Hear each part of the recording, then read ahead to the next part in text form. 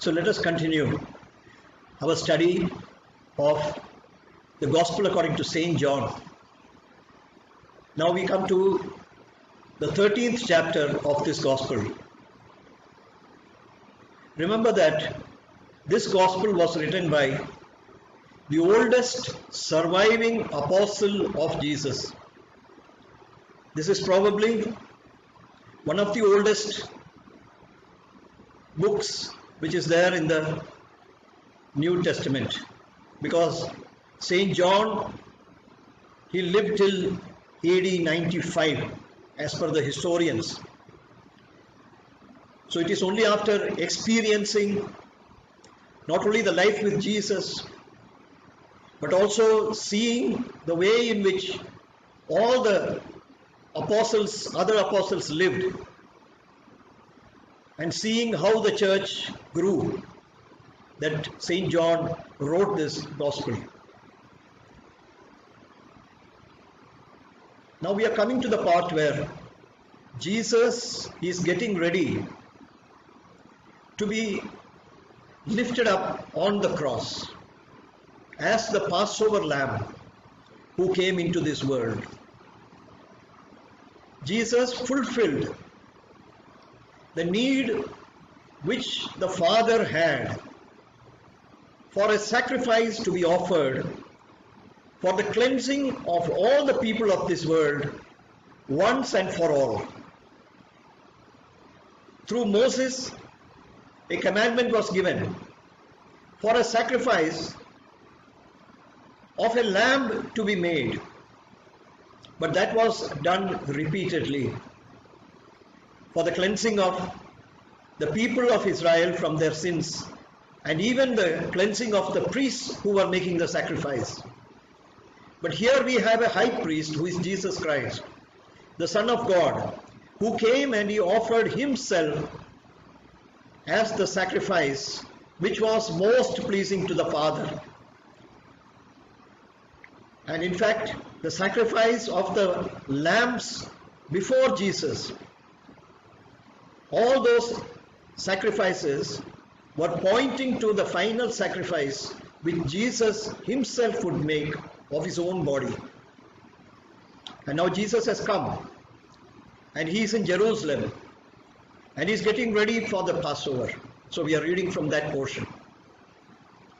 Now before the feast of the Passover, when Jesus knew that his hour was come, that he should depart out of this world unto the Father, having loved his own which were in the world, he loved them unto the end.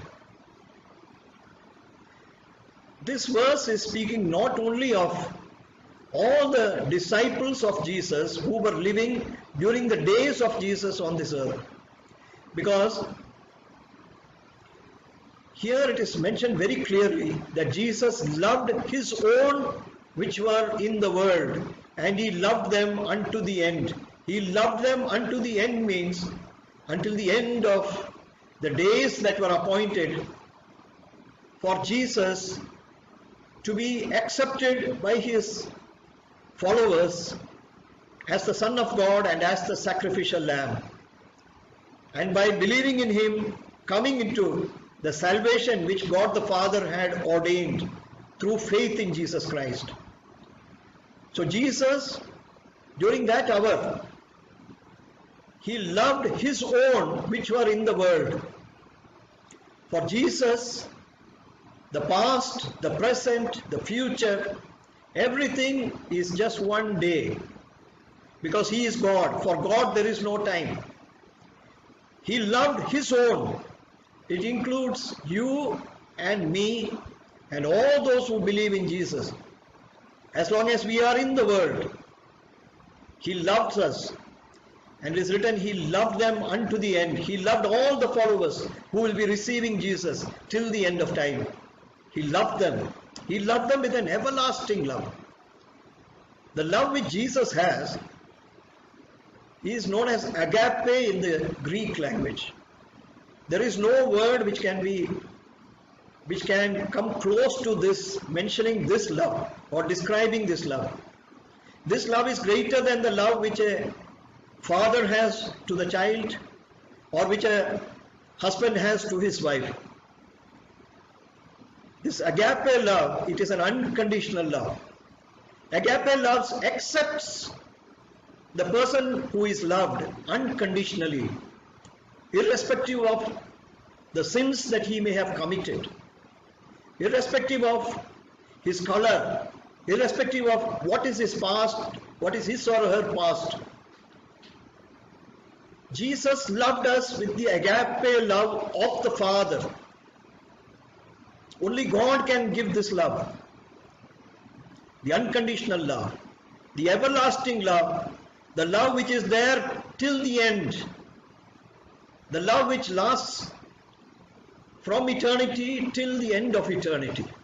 That is the love which Jesus has for us. And we continue from the second verse. And supper being ended, the devil having now put into the heart of Judas Iscariot, Simon's son, to betray him, Jesus, knowing that the Father had given all things into his hands, and that he was come from God and went to God. So here this verse is telling us very clearly that Jesus, even though he was in the flesh as a man, he knew very well that he had come from the Father and that he would be returning to the Father very soon. It was not a man who had authority to take his life from him. He laid down his life willingly, and he gave it knowingly, knowing the manner in which he will be crucified, knowing the manner in which he will be offered as a sacrifice. And he knew that this is the will of the Father. And not only had the Father given everything into his hands, he had also given a cup of suffering into his hand, a chalice which he was going to drink. But he knew that he had come from God, and after he drinks the cup, he will rise again and he will return back to God the Father.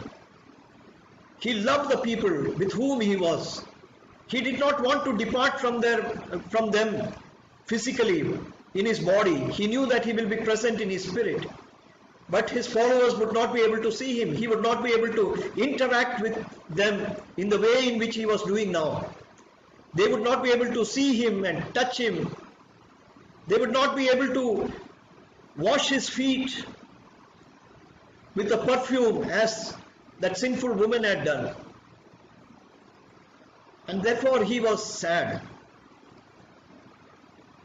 He riseth from supper, and laid aside his garments, and took a towel, and girded himself. After that he poured water into a basin, and began to wash the disciples' feet, and to wipe them with a towel wherewith he was girded. Oh, we can understand the greatness of this action of Jesus only when we realize that who is this Jesus? This Jesus is the only begotten Son of God. He is God in the flesh. He came into this world, and the world did not receive him. But to whomever received him, he became the source of life to them. And those who received him, they followed him, they loved him. And not only did they love him, Jesus had a love which was even greater than any of the disciples' love. And here we are finding the love that he had. It was not like that of a God to a creature that he has made. As Jesus, he was the creator of all of us. It was not like God to one of the beings that he had created. But this love was so great, and that love was so great that he wanted to show that he was not only a friend, but he was there to serve you and me, who are the disciples. The washing of the feet, it shows service. It shows the humility of Jesus. He came down from the highest power, the highest glory, and he became the servant of people like you and me. He came here not as a master. Indeed, he was the master. But he came here to show that he was the suffering servant, which is mentioned in Isaiah's prophecy, chapter 53. He is mentioning about the suffering servant. Jesus, he was that servant in person. And the work of the servant is to do the bidding of the master. He made you and me equal with him, and he served us. He wiped the feet with the towel wherewith he was girded. Not only did he wash the feet, he wiped with the towel wherewith he was girded. He laid aside his own garments. He laid aside the garment of glory that he had in heaven the first time. And now for washing the feet of the disciples, even the earthly garments, he kept it aside. The majestic robe that he was having on him, he kept it aside, and he just took a towel and he girded himself, and with that towel he started, after washing the feet of the disciples, he started wiping them. Then cometh he to Simon Peter, and Peter said unto him, Lord, dost thou wash my feet? Jesus answered and said unto him, What I do thou knowest not now, but thou shalt know hereafter. Peter said unto him, Thou shalt never wash my feet. Jesus answered him, If I wash thee not, thou hast no part with me. Simon Peter said unto him, Lord, not my feet only, but also my hands and my head. So here we are seeing Simon Peter. He was very much, he felt really very bad that Jesus, whom he confessed as the Son of God.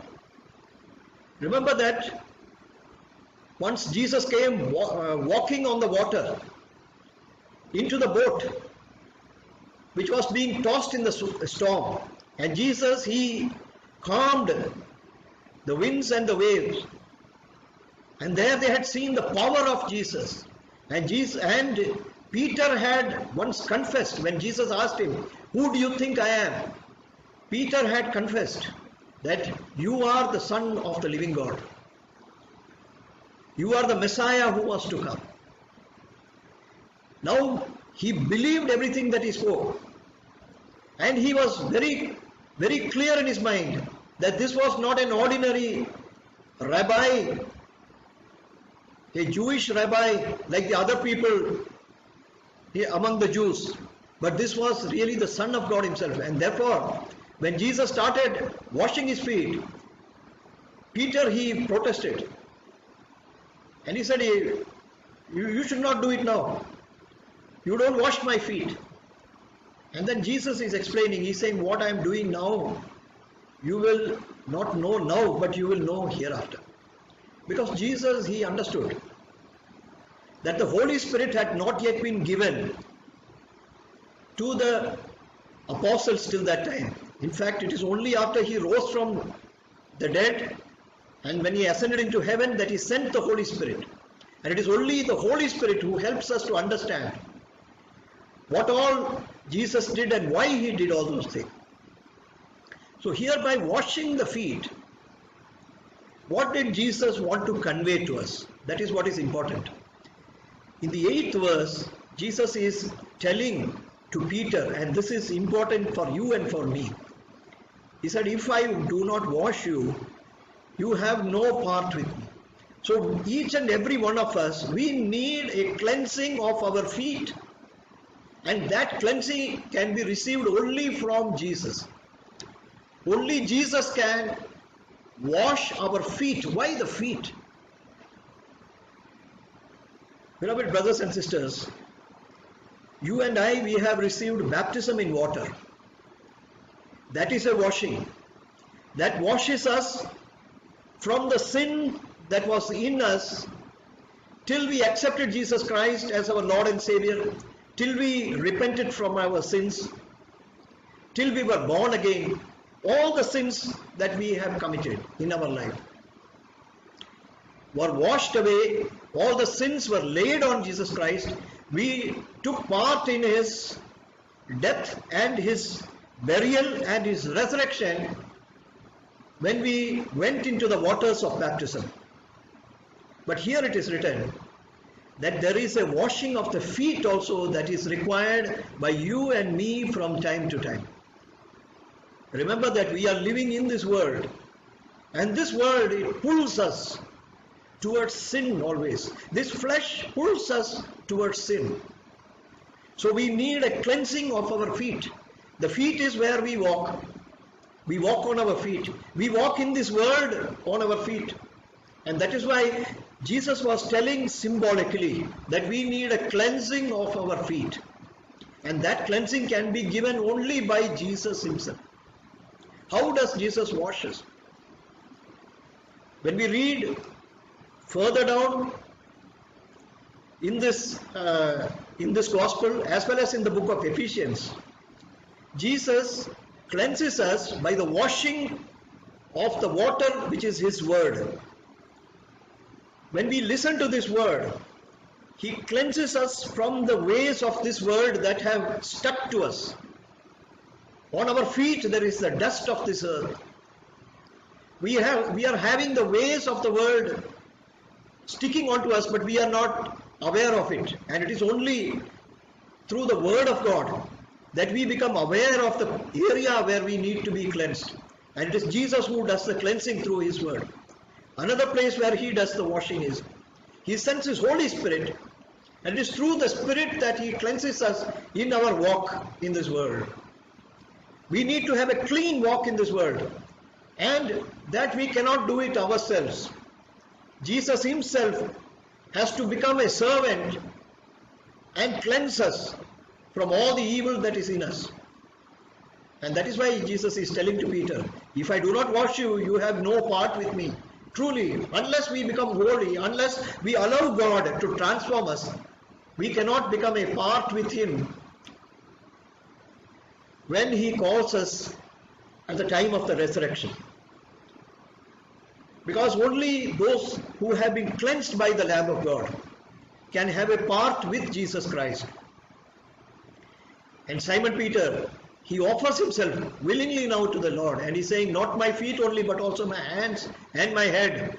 And Jesus is telling, he that is washed needeth not save to wash his feet, but is clean every bit. Here he is referring to the baptism. You and I, we are baptized. So, but we need only the washing of the feet. We are washed in the waters of baptism, but we need a repeated cleansing of our feet. And then he is telling that you are clean, but not all. For he knew who should betray him. Therefore said he, you are not all clean. In the case of Judas, he was also present. He also had received the baptism of Jesus. In fact, there is every reason to believe that he also did many of the miracles which Jesus had authorized his disciples to do when he sent them out 2 by 2. But there was one difference with him, that he did not offer himself to be cleansed by the Lord. He did not offer himself and his ways, the way of loving money, that had not been brought to the feet of Jesus. If he had brought even that sinful desire before the Lord, it is very clear that the Lord would have cleansed him. But here now, because of this uncleanness which was there in him, he was ready to betray his master. He was ready to betray his Lord for the sake of some money. So here we are seeing how Jesus, how humbly he is washing the feet of his disciples.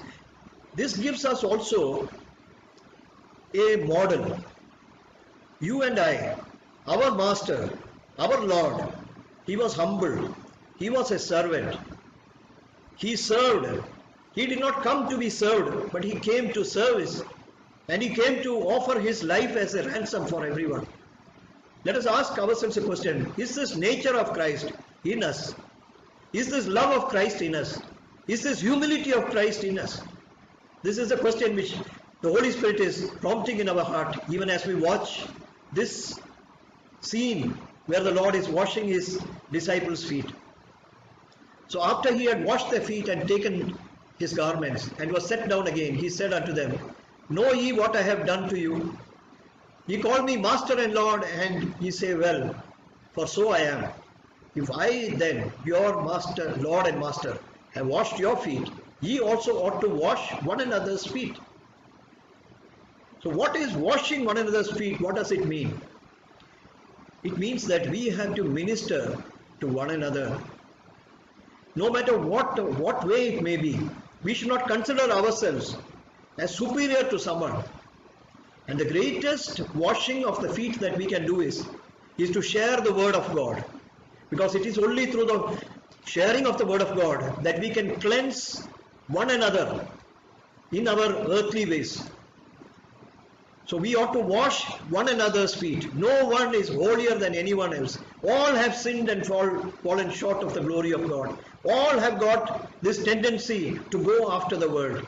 So we need periodical and frequent cleansing of our feet. And Jesus is telling that we ought to wash one another's feet. And he's saying that I have given you an example that you should do as I have done to you. Verily, verily, I say unto you, the servant is not greater than his Lord, neither is he that is sent greater than he that sent him. If you know these things, happy are ye if you do them. Jesus is telling that you are my servant, if you are my servant, and I as your Lord and Master have done this one, you also must do exactly as what I have done. Because you are not greater than me. I am the one who has sent you.